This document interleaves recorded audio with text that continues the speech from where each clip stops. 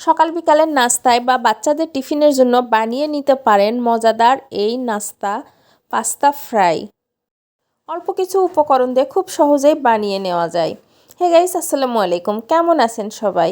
আশা করছি আজকের এই পুরো ভিডিওটা দেখবেন আর ভালো লাগলে অবশ্যই লাইক কমেন্ট শেয়ার করে পাশেই থাকবেন।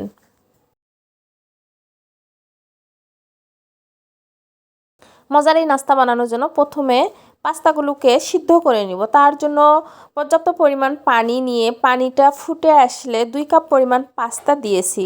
পাস্তাগুলো ভালোভাবে সিদ্ধ করে নিতে হবে। পাস্তা ভালোভাবে সিদ্ধ হয়েছে, 4 থেকে 5 মিনিট সিদ্ধ করে নিলেই হবে। এখন একটা ছাঁকনির সাহায্যে পাস্তাগুলো উঠিয়ে নিব।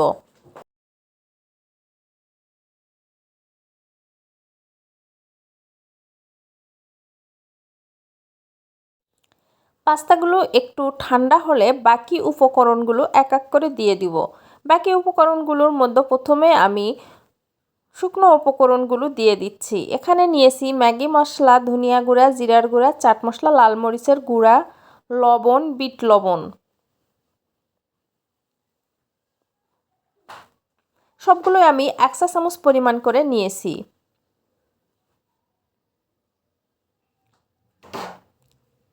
এখন দিয়ে দিব চালের গুঁড়া। চালের গুঁড়া এখানে হাফ কাপের একটু বেশি দিয়েছি। আর দিব বেসন। বেসন হাফ কাপ পরিমাণ দিব।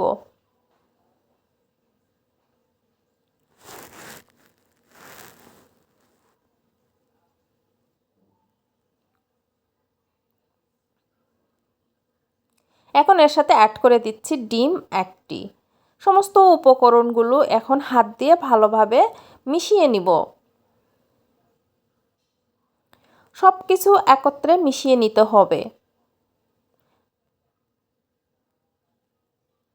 মশলা এবং চালের গুঁড়া, বেসন সব কিছু যেন পাস্তার গায়ে ভালোভাবে লেগে থাকে।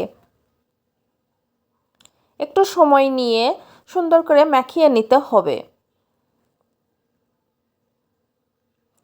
এখন চুলায় একটি প্যান বসিয়ে পর্যাপ্ত পরিমাণে তেল দিয়ে তেল ভালোভাবে গরম হয়ে আসলে মেখে রাখা পাস্তাগুলো অল্প অল্প করে দিয়ে দিব।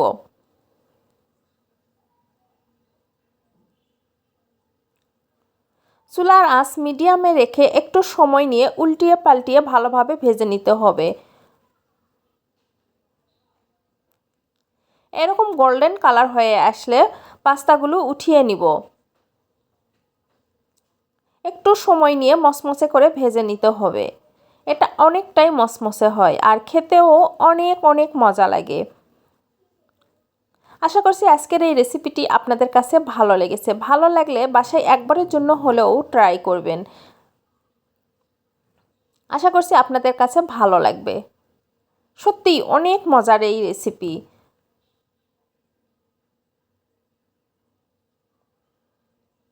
দেখতে পাচ্ছেন কালারটা কতটা লোভনীয়, মনে হচ্ছে না দেখে খেয়ে নিই। বানানো কিন্তু খুবই সহজ। অল্প উপকরণে অল্প সহজে খুব সহজেই বানিয়ে নেওয়া যায়।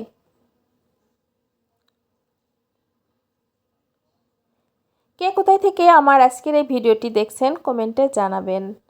আর ভালো লাগলে লাইক কমেন্ট শেয়ার করে পাশেই থাকবেন। আল্লাহ হাফেজ।